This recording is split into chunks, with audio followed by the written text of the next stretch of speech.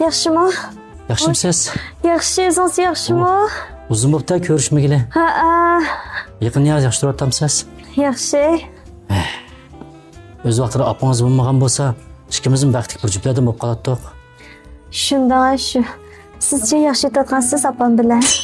Yaxshi. Hamda opangizdan obdan o'tyapmiz. Bola mening gapimni qo'yayli. Sizchi to'y qopdingizmi? Qachon to'y qilasiz? Ha, shu to'yga tayyorlik qilyapman.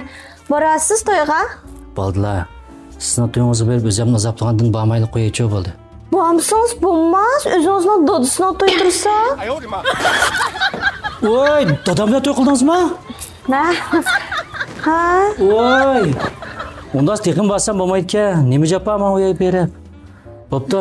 Dadam bilan yaxshi o'tding. Apa. Sizmi yaxshi yetib ketasiz, dada.